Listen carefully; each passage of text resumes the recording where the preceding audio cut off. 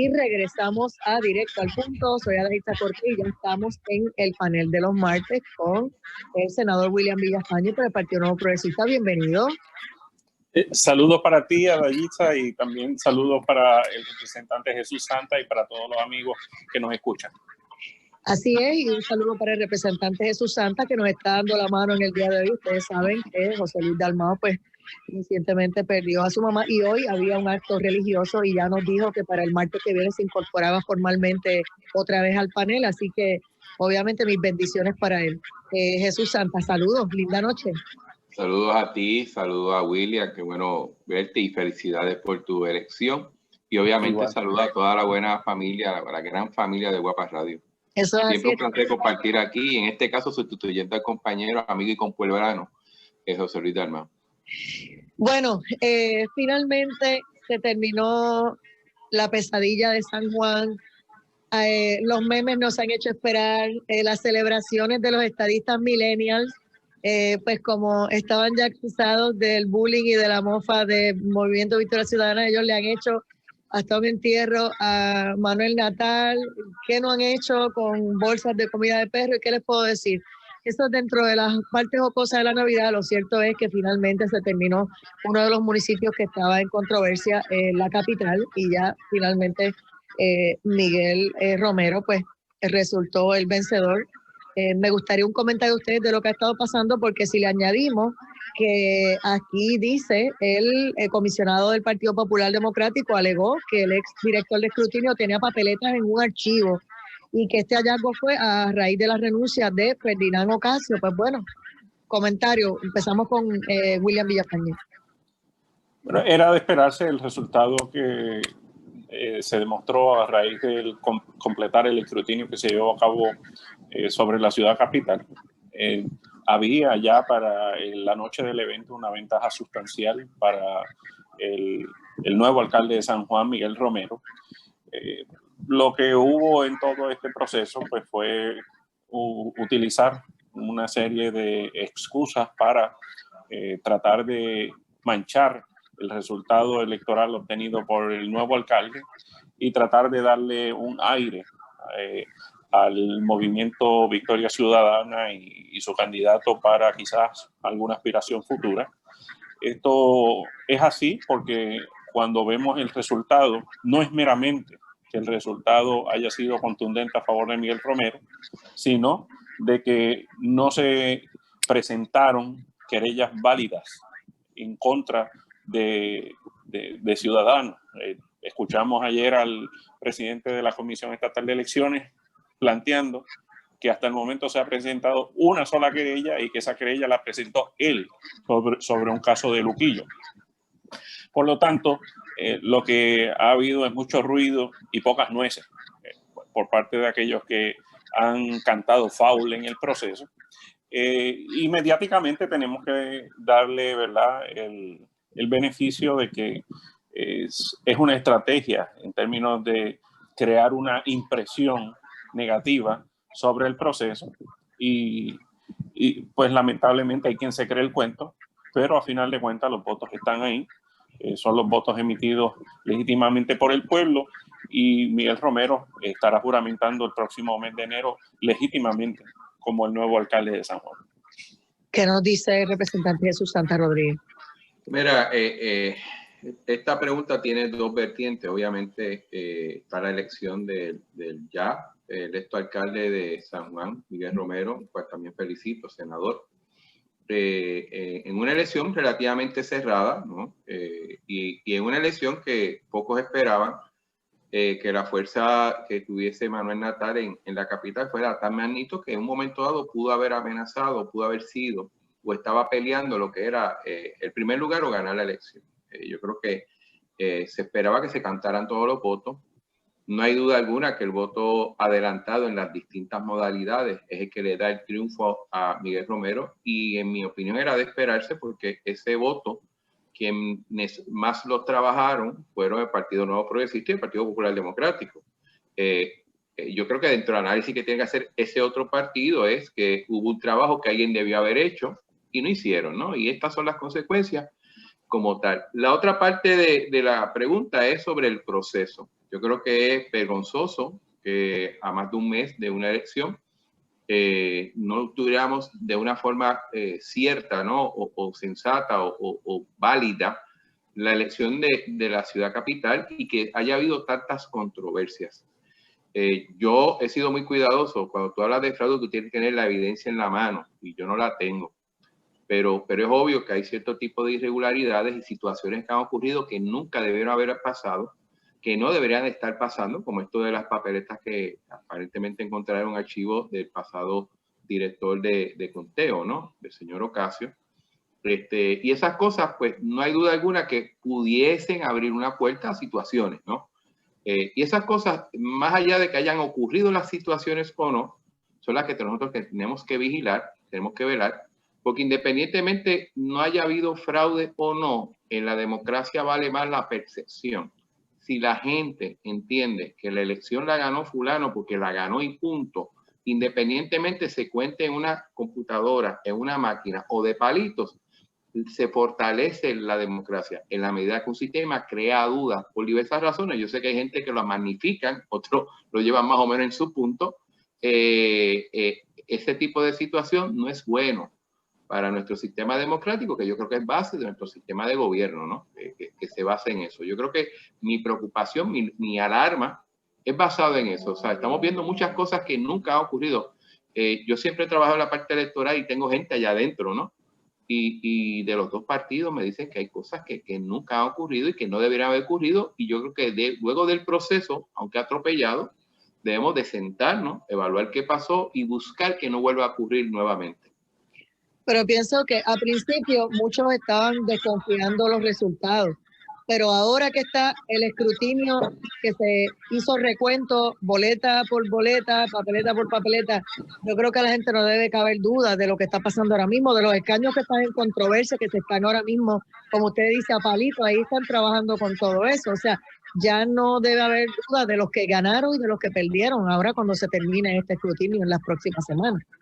Yo espero que no haya duda, porque aquí va a haber gente que va a ganar, va a haber gente que va a perder. Yo sé que por lo general el que pierde busca alguna razón de por qué perdió, y si esa razón tiene algún valor político, pues imagínate, va a hacer todo lo posible por llevarlo a cabo, pero el punto es que ha habido mucha controversia y eso desluce y crea cierta desconfianza. O sea, en la calle yo no creo que haya una protesta por quién ganó, quién no ganó, pero siempre va a haber la espinita, oye, ¿qué pasó? Y a nivel de conteo se cuenta allí, yo no tengo problema con eso, es en el proceso desde que se envió la papeleta fuera de la comisión hasta que llegó a la comisión. Esas son los 1001 cuentos que hay, que vuelvo otra vez, los traigo de esa manera general porque no tengo evidencia. Yo creo que sería irresponsable uno plantear cosas que yo no puedo probar, pero tal y como está el sistema, abre esa puerta a esa posibilidad. Si ocurrió o no ocurrió, pues tendrían que buscar evidencias y los casos y verlos, ¿no?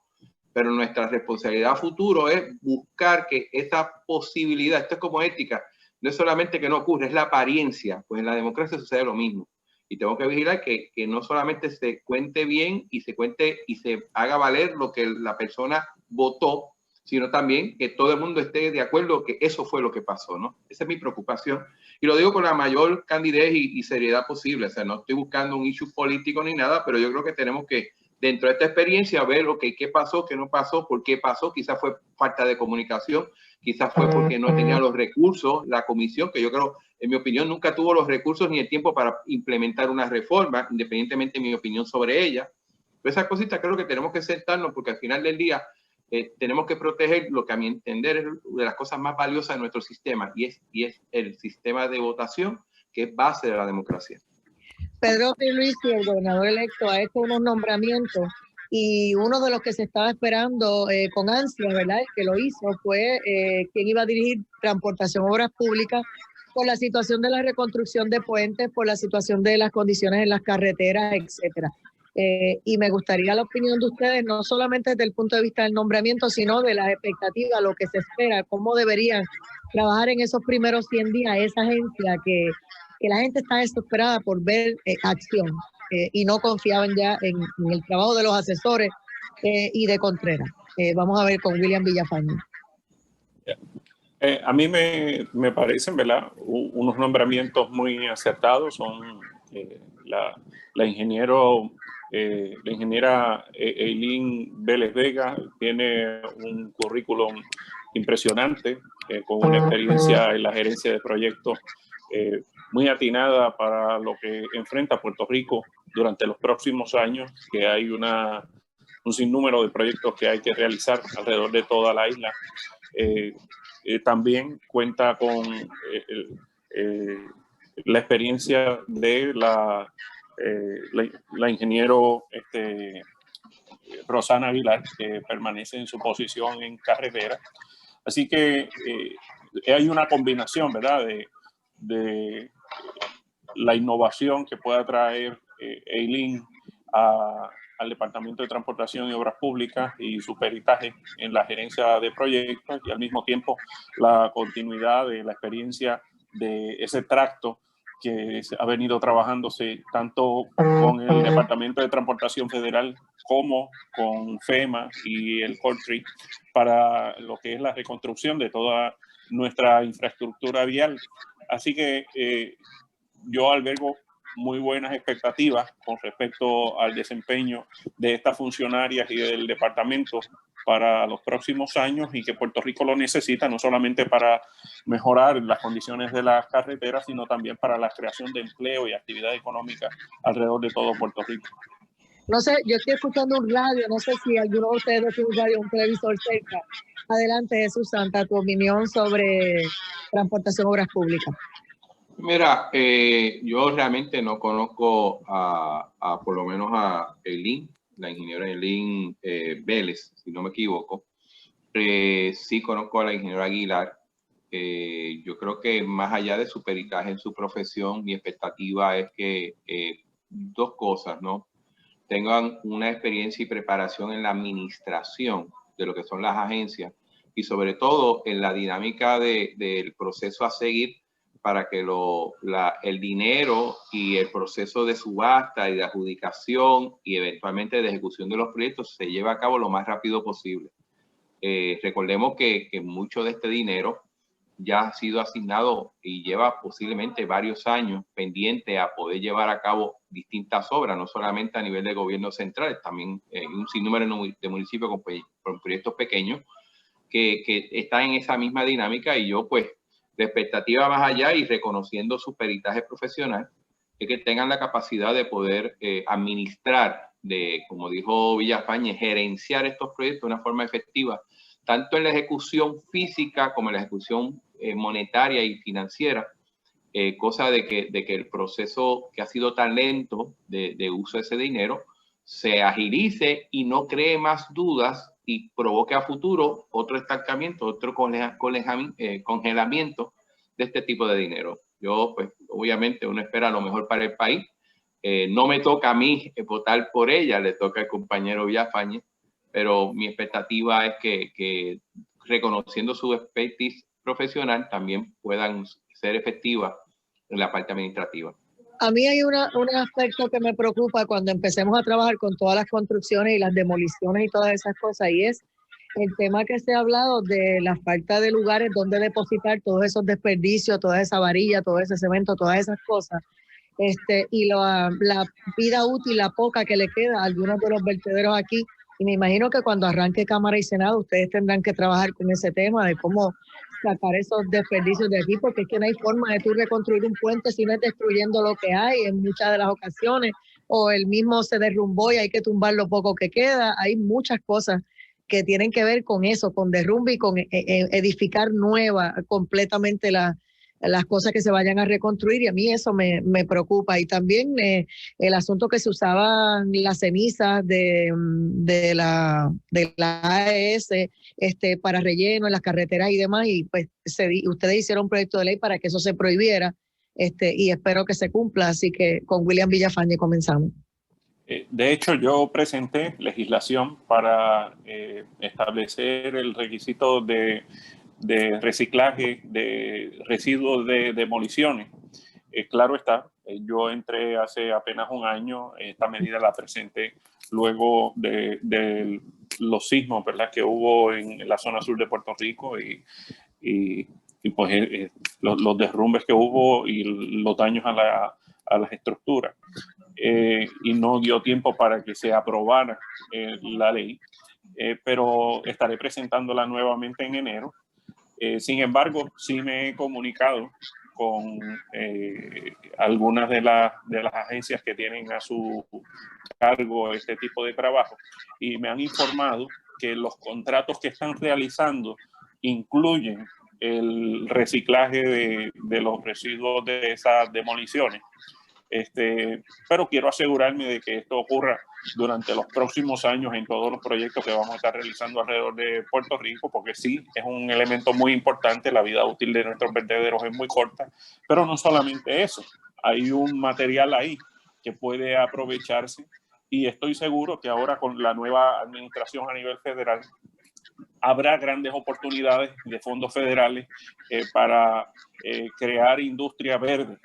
Y creo que Puerto Rico debe, precisamente por su limitación geográfica y su limitación de recursos naturales, debe enfocar grandemente en lo que es esta industria verde y eso requeriría en particular lo que es el reciclaje de los residuos de las demoliciones que han de ocurrir durante los próximos años. ¿Qué nos dice Jesús Santa Rodríguez?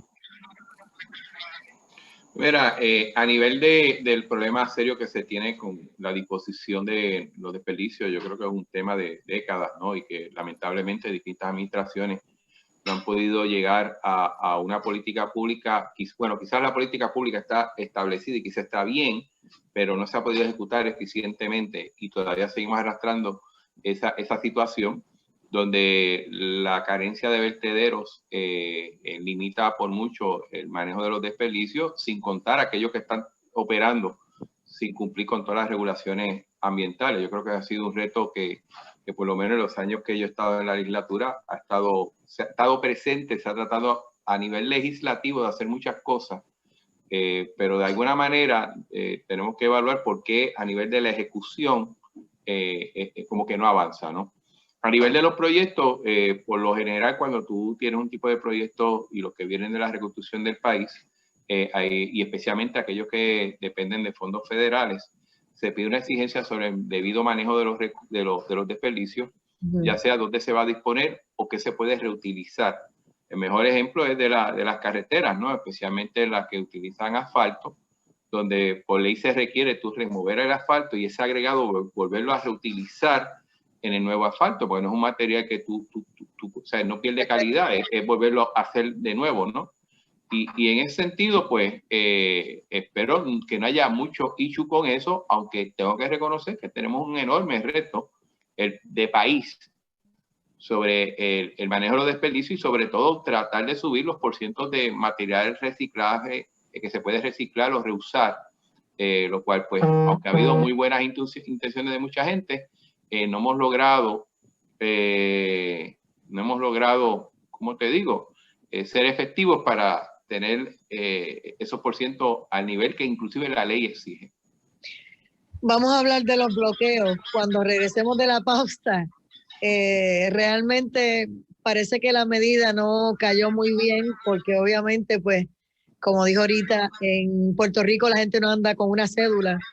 Donde usted lo pare, enséñeme su ID, quién es usted, y entonces decirle ahora a la gente que por las mascarillas van a meterse, ¿verdad? En esa situación, me parece que ahí se le fue un poquito el avión a Henry Escalera como comisionado de seguridad, que él quiere implantar y quiere cumplir con la orden y quiere quedar bien, ¿verdad? Tanto con la gobernadora saliente como con el gobernador entrante, pero me parece que no le fue muy bien. Regresamos en breve, esto es Directo al Punto.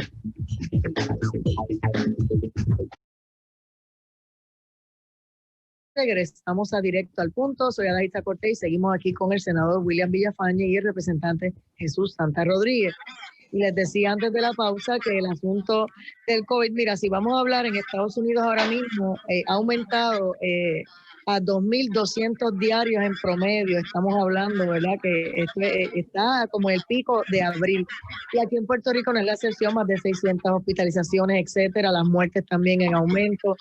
y la gente está preocupada por el tema, pero de ahí a lo que está tratando de implementar en los próximos días Henry Escalera, el comisionado de seguridad, de hacer unos bloqueos para parar a la gente, si tienen mascarilla, andan varios para ver si son del mismo núcleo familiar y demás. Miren, yo no sé si ustedes lo entienden, pero yo por lo menos, aquí hay muchas familias disfuncionales, aquí hay mucha gente que está con los hijos de los hijos, a veces hay mujeres que tienen hijos de 2 o 3 papás y está nuevamente casada con esa gente que no tenga un ID, que prueben que son del mismo apellido. O sea, a mí no me cabe en la cabeza la presunción, ¿verdad?, de que se van a meter en hasta ese nivel para que la gente utilice las mascarillas. Pero vamos a escucharlos a ustedes. William Villafañe, comenzamos con usted, senador.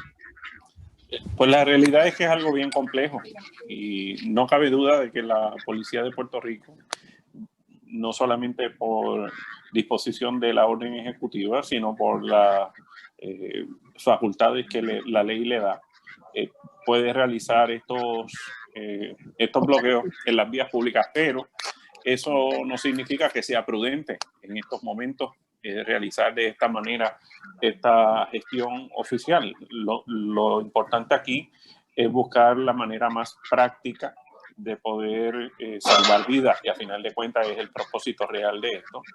Y mi exhortación a la Policía de Puerto Rico, a los funcionarios directivos del Departamento de Seguridad Pública y el negociado de la Policía de Puerto Rico, es que oculten otras vías de poder poner orden en términos de los focos de propagación del virus, que todos sabemos que son aquellas actividades donde pues hay aglomeración de personas significativas y donde no están guardando el distanciamiento, donde no están utilizando las mascarillas. Ese es el área donde debe intervenir la Policía de Puerto Rico, y no así en la vía pública de la manera que ocurrió con estos bloqueos. Jesús Santa Rodríguez. Mira, yo voy a seguir por la misma línea del senador Villafañe.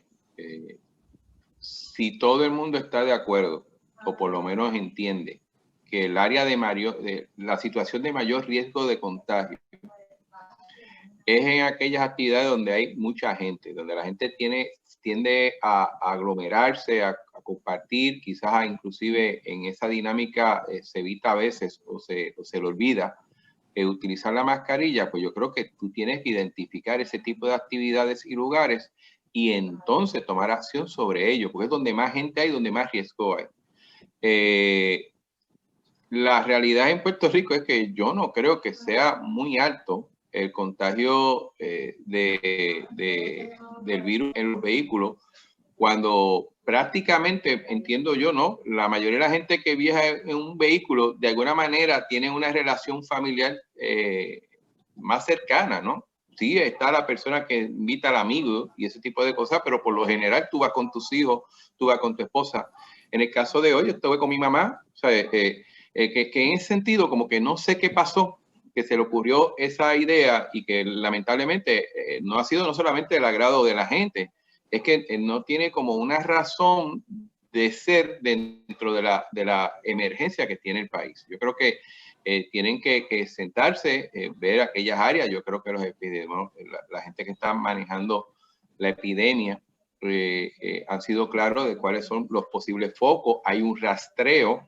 Ese rastreo tiene que decirte a ti, o por lo menos de dónde tú estuviste o qué actividad tuviste, y de ahí partir a una estrategia que la policía pueda aportar y ayudar a eso. Y antes de terminar, porque y te lo está diciendo una persona que no sigue del partido de gobierno, yo sé que tú puedes tener 1001 críticas al gobierno de cómo ha manejado esto, pero esto no solamente lo maneja el gobierno, necesitamos la cooperación de la gente. Correcto. La gente tiene que entender de que tiene que cooperar. Yo creo que uno puede llevar una vida lo más normal posible. Hay cosas que quizás no se puedan hacer, pero para poder llevar la vida que uno quiere llevar fuera de su casa, tiene que tomar unas precauciones, tiene que tener la mascarilla, tiene que estar pendiente a lo que se hace. ¿Sabes? No puede estar, como dicen en el campo, al garete. Y yo creo que dentro de la responsabilidad que tiene el gobierno, y que yo he sido crítico con eso, también tengo que pedirle a la gente que entienda que esto es una situación que es como una ruleta rusa. O sea, te puede dar y no te pasa nada, y te puede dar y tener una consecuencia fatal. Contigo, y que le puede dar a cualquier persona, y que tenemos que ser responsables con las acciones que nosotros tenemos que tomar para ello. Definitivo. Hay un complicado panorama para la Autoridad de Energía Eléctrica, que yo sé que ustedes en la legislatura también van a tener que atender, igual que Pedro Pierluisi como gobernador electo, el contrato de Luma, las cosas que están pasando. Le deben a cada santo una vela, le deben 500 millones al sistema de retiro de los jubilados, y por ahí seguimos viendo el contrato de Cobra y el contrato de... Ay, miren, se me olvida la otra compañía. Whitefish. ¿Ah? Whitefish. A Whitefish también todavía, que la gente le decía Whitefish, Whitetuna, lo que sea. La cuestión es que le deben. Y así las cosas, pues también hay empleados que están reclamando, que están como que en un limbo, que no saben qué va a pasar con ellos. Ellos temen que pase lo que pasó con Ondeo, que los pasaron a esa compañía, y cuando cancelaron el contrato de Ondeo, toda esa gente quedó en la calle. Y eran empleados que llevaban 15, 20 años o más en acueductos y alcantarillado. Así que ahora muchos de los que están en energía eléctrica y de la UTIER y de las gerenciales no quieren unirse a Luma y no están respaldando eso, y entonces están tratando de luchar con sus respectivos gremios en los tribunales y pidiendo un auxilio, ¿verdad? Que le tiren el salvavidas el gobernador entrante, que es lo que ellos esperan que trabaje con ese contrato. Y a mí me gustaría la opinión de ustedes, ¿verdad? Cándidamente, aquí no sabemos lo que va a pasar, pero lo cierto es que en las vistas se han estado destapando muchas cosas de la Autoridad de Energía Eléctrica, que era un monopolio, y mira cómo estamos, quebrados y fastidiados. ¿Con quién empezamos? Déjame empezar yo para dejar a William que cierre. Mira, Dale. No hay duda alguna que la autoridad está en una situación precaria por decisiones que se han tomado por mucho tiempo, por situaciones de mercado, por malas estrategias a presente y futuro, y todo ese tipo de cosas. Yo creo que tú enumeraste la cantidad de retos que tiene la autoridad. La gran pregunta es cómo vamos a tratar de resolver ese problema. Hay gente que lo está mirando desde la óptica de una PP, hay gente que lo está mirando dentro de una reorganización interna de la corporación, hay gente que lo está mirando inclusive como véndela y que otro la corra, ¿no? Es un tema complicado. Aquí yo creo que más allá de la decisión que se debe de tomar, la que sea, sobre todo tiene que estar el bienestar del país. Y cuando digo el bienestar del país es que necesitamos una autoridad de energía eléctrica, tal como usted la entienda, privada, semiprivada, de gobierno, que brinde un servicio de confianza, que tenga la capacidad de suplir las demandas que necesita el país ahora y a futuro, y sobre todo que sea eje a lo que es una recuperación económica en el término económico, manufactura, comercio, transportación, servicios. Yo no sé si mucha gente entiende lo estratégico que es este tipo de servicio dentro de lo que es el desarrollo económico de un país. Y más allá de eso, la decisión que se tome tiene que ser mirando eso. O sea, no puede ser mirando que es el contrato de los primos míos, o es una compañía que a mí me agrada, o es que mi filosofía es vender y la vendo, o no, mi filosofía es que todo lo tenga el gobierno y tiene que tener el gobierno, no importa qué. Yo creo que el principio para uno poder tomar una buena decisión tiene que ser basado en qué. ¿Y en qué tiene que ser? Que tiene que ser la mejor decisión posible para el bienestar de todos en el país. Y en ese sentido yo creo que debe ser la base a evaluar. Yo no he podido ver el contrato completo de Luma. Sí tengo unas inquietudes con ellos. Necesitaríamos 3 programas para discutirla. Pero yo creo que si se va a partir de una discusión tiene que ser, a mi entender, de esa base. O sea, lo que se discuta tiene que estar primero el bienestar del país antes que otras cosas. Senador William Villafañe. La industria de energía eléctrica en Puerto Rico puede ser el ancla que estanque nuestra economía, o puede ser la vela que impulse esa economía. Y me explico. La Autoridad de Energía Eléctrica, como bien planteaste, es un monopolio. Ha estado operando por muchísimo tiempo ya como un monopolio, y sin embargo está en una condición de quiebra, muy mal parada, con unos costos onerosos para los abonados. Y una infraestructura obsoleta y peor aún, ¿verdad?, destruida por el paso del huracán María. Esta situación, claro, por otro lado, ha generado una oportunidad. Esa oportunidad es la erogación de sobre 10 billones de dólares para la restauración de la infraestructura eléctrica. Entonces, este contrato en particular, esta alianza público-privada, en la que se escogió el consorcio Luma, tiene dos vertientes.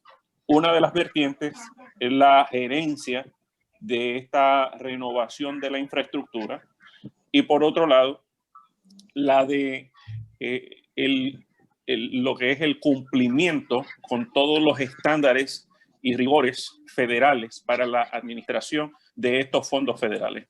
Y cuando tuve la oportunidad de discutir este contrato con el director ejecutivo de la Autoridad de las Alianzas Público-Privadas, me explicaba él cómo el consorcio se seleccionó precisamente no porque tuviera meramente la capacidad de gerenciar lo que es la renovación, la restauración de esa infraestructura, sino al mismo tiempo de que tienen una combinación con unas empresas que son peritos en la administración de fondos federales para lograr optimizar el uso de los fondos que ya han sido identificados para Puerto Rico.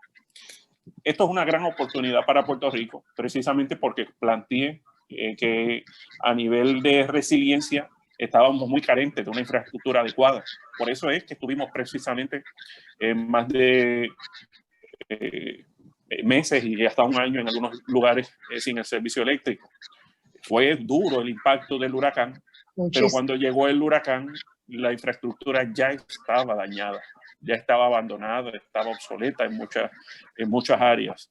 Entonces, ahora esto permite no solamente fortalecer esa red eléctrica, sino que al mismo tiempo pues, permite establecer adecuadamente unas microredes para que las áreas, las zonas rurales, las áreas más distantes de las áreas de generación puedan ser autosuficientes y puedan contar con el recurso necesario para restablecer el servicio eléctrico.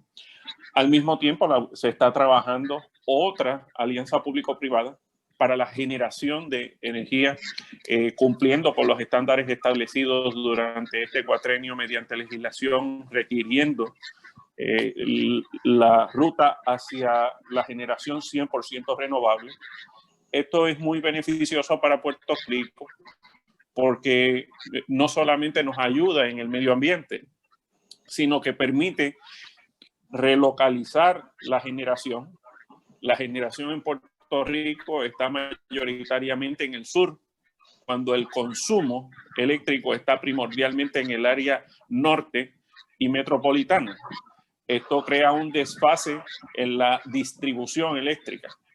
Entonces, esto crea una oportunidad, primero, de establecer unas plantas generatrices adecuadas a los tiempos, con lo último, como dicen por ahí en la avenida, y al mismo tiempo pues que sea más eficiente en términos de que esa electricidad tenga que recorrer menos distancia para llegar a su destino final. Y dentro de todo este paquete hay unos elementos que para mí son importantes. Creo que es necesario revisar el contrato, mirarlo de lleno, por un lado, para proteger los beneficios de los empleados de la Autoridad de Energía Eléctrica. Por otro lado, verificar y asegurarnos de que las garantías establecidas en ese contrato, en primer orden, beneficien al pueblo, a los abonados. De que en lugar de que estemos experimentando cada año horas, decenas de horas sin el servicio eléctrico, cientos de interrupciones eléctricas que dañan enseres, que afectan dramáticamente nuestra economía, que evitan la inversión a mediano y largo plazo del sector privado en Puerto Rico, reducirlas y que sea la calidad del servicio eléctrico que hay en el resto de los estados de la nación, donde apenas se cuentan minutos de intervenciones o interrupciones promedio del servicio eléctrico. Esa es la calidad de servicio que queremos para todos los puertorriqueños. Me parece a mí que esta alianza público-privada es un gran paso en la dirección correcta.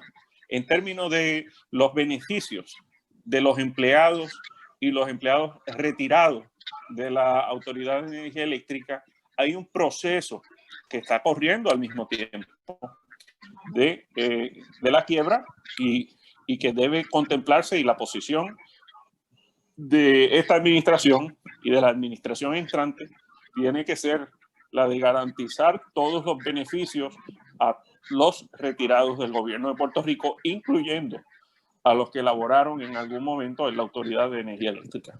A mí me preocupa el que del 2016 para acá se dejó de pagar o depositar los dineros como debían ser al sistema de retiro de los 12,000 jubilados ahora mismo y de los que van a entrar, ¿verdad?, próximamente.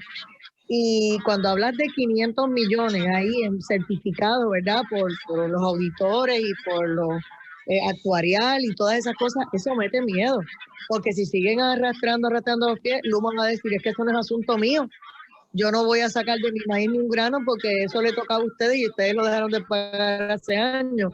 ¿Y qué pasa? Que no queda para más que 2 años o 3 dinero para ese retiro si no se resuelve ese depósito de esa deuda tan grande. Yo no sé cómo ustedes lo ven, pero yo creo que hay que meter el caterpillar para que se pongan al día, porque si va a entrar y se va a quedar Luma, por más que pataleten y los tribunales los van a dejar ahí, pues entonces eso tienen que resolverlo de alguna manera, ¿verdad? De acuerdo. Yo creo que es un issue, sí, de acuerdo, y yo creo que es un issue más administrativo. O sea, yo puedo tener mi cuestionamiento con el contrato de Luma, pero tenemos que entender, y de los últimos números que yo tenía, quizás no he tenido la ventaja que ha tenido Villafañe de poder ver más en detalle con el director ejecutivo, pero de los últimos números que yo tenía, del total de gastos de operacionales de la autoridad, que estaba en aquel entonces cerca de 4,000 millones de dólares, 3,000 y pico millones de dólares, donde más de la mitad era el combustible, el costo de combustible, la parte de personal apenas llegaba a 300 y pico de millones de dólares. Y de eso estaba la aportación que se hacía a la corporación a su sistema de retiro, entendiendo que el sistema de retiro de la Autoridad de Energía Eléctrica es un sistema independiente aparte, es de ellos, ¿no? Como tal. Quienes hemos estado envueltos un poquito en esto sabemos que es importante esa aportación continua, no solamente para garantizar las pensiones, que ese dinero se invierte y parte del rendimiento de esa inversión nutre ese sistema y lo mantiene vivo, o sea, tiene una viabilidad económica. O sea, ese dinero, si tú tienes 1,000 millones de dólares en un sistema de retiro, no es para que esté debajo de la almohada. Una parte de ellos se invierte, cosa que genere dividendos, te genere dinero y solidifique ese sistema. Y en la medida que el dinero no le llega, tiene que utilizar esa reserva que está invertida en pagar las pensiones, y el daño es doble, porque en vez de tener un dinero generando, lo dejas de generar y tienes que pagarlo, ¿no? Si en realidad tienen el interés de proteger los mejores intereses de estos trabajadores, que, oye, no es fácil y lamentablemente, y ojalá no ocurra más ninguna pérdida de vida, pero mucho de ese trabajo es tan riesgoso que conlleva pérdidas de vida, y son los que están fuera cuando viene un huracán, una situación, tratando de arreglar el sistema, ¿no? Pero si realmente se quiere proteger ese derecho, yo creo que se tiene que tomar acción lo más rápido posible. Estoy claro de que es una corporación pública, pero yo creo que nosotros como legislatura tenemos que hacer el esfuerzo para mover las ruedas y proteger lo más posible, ¿no? Lo que son, no solamente el sistema de pensiones. Tenemos que entender que es un talento que tan bueno es que se lo llevan de aquí allá afuera y le pagan el doble. O sea, usted puede tener la opinión que usted quiera de la autoridad, pero oye, cuando viene la compañía de afuera, como pasó después de María, y los vieron, y una buena parte de ellos se los llevaron, algo dice, ¿no? Porque se dice mucho en la calle a veces, pero no es la realidad. Yo me quito el sombrero ante ellos. Yo creo que como legislatura tenemos que hacer los mayores esfuerzos, no solamente para investigar, reevaluar, ver lo concerniente no solamente a Luma, cualquier tipo de gestión que se haga con la corporación, y sin insistiendo como empecé en mi ponencia, ¿no? En mi opinión. Sobre todo tenemos que tener el interés principal, tiene que ser el país. mientras tengamos eso en mente, yo creo que se pueden hacer muchas cosas y podemos proteger no solamente los intereses de los trabajadores, sino los mejores intereses de nuestra isla. Muy bien, como dijiste, cuando ellos vieron, cuando me refiero a ellos, a los americanos que vinieron aquí a ayudarnos con lo de María, y vieron las condiciones en que trabajaban y cómo eran las condiciones de nosotros para llegar a esas montañas, y a veces tenían que caminar 2 horas a pie para entonces llegar a donde poder energizar a estas personas en el campo y demás. Ellos se quitaron el sombrero ante nosotros porque decían, ellos no entendían, porque el estilo de cómo se monta todo lo que es el sistema de energética no es igual en Estados Unidos y en muchos de los estados que aquí. Así que definitivamente el talento lo hay. Entonces, para finalizar, Wanda Vázquez Garcet, la gobernadora, sometió más de 100 nombramientos ante la consideración del Senado, pero yo todavía no entendí cómo fue que volvió a enviar el nombramiento de Eduardo Rivera Juanatey, que es el actual secretario de Corrección y Rehabilitación, además de que fue rechazado por la Cámara de Representantes porque realmente su trabajo dentro de esa silla ha sido bastante mediocre, y pues es bien fácil de ver y de analizar las cosas que han estado mal en el Departamento de Corrección, y yo no sé cómo es que insisten en ese nombramiento porque realmente pues no sé. Si no pudo correr esa agencia como debía, donde ahí tiene también junta de subasta y tantas cosas que hay que correr en esa agencia, pues yo no sé cómo sería tomando decisiones detrás del estrado, pero de eso sabrán ustedes. Vamos a la opinión de William Villafañe y Jesús Santa sobre los 100 nombramientos, entre ellos eso. Sí, gran parte de los nombramientos, ¿verdad?, son miembros de juntas y que consumen bastante de esa porción de los nombramientos. Pero en cuanto a sí la renominación de algunos que fueron ya en el pasado, creo que hace ya apenas 2 a 3 meses, en la sesión extraordinaria de entonces, que no fueron aceptados por el Senado de Puerto Rico, siendo renominados para una posición a la judicatura, pues a final de cuentas lo que hace es quitarle la oportunidad a otra persona que también quizás contaba con los méritos y que probablemente contaría con el endoso, el respaldo, la confirmación del Senado de Puerto Rico, ¿verdad? Esto desconocemos las razones por las que la gobernadora nuevamente hace esa nominación. Y nada, nosotros examinaremos. Ya el compañero Héctor Martínez ha dicho que tiene reservas sobre bastante de los nominados por la gobernadora. Yo apenas vi la lista ahorita y honestamente pues tengo que repasar claro, porque por nombre solamente pues no es suficiente. Tengo que verificar el trasfondo de cada uno de ellos, cuáles son los méritos, las credenciales para ocupar esas posiciones y estar en posición uno, ¿verdad?, de votar a favor o en contra. ¿Y qué pasó con el puesto de Contralor? No lo vi en la lista. Me parece que quizás más adelante, en los próximos días, estará haciendo esa nominación, pero por el momento trabajamos con los que han sido sometidos. Comentarios de Jesús Santa, aunque yo sé que allá en la Cámara no sea, pero bueno, puedes comentar de la lista que está por ahí corriendo ya. Pues mira, como tú bien dijiste, en la Cámara prácticamente son bastante limitados los nombramientos que uno toma decisión, entre ellos pues el Contralor de Puerto Rico, por dar un ejemplo. Secretario de Estado, pero eso vendrá después de enero. Claro. La mayoría de los nombramientos son por ley, ¿no? Y por la Constitución le corresponde al Senado confirmarlos o no como tal.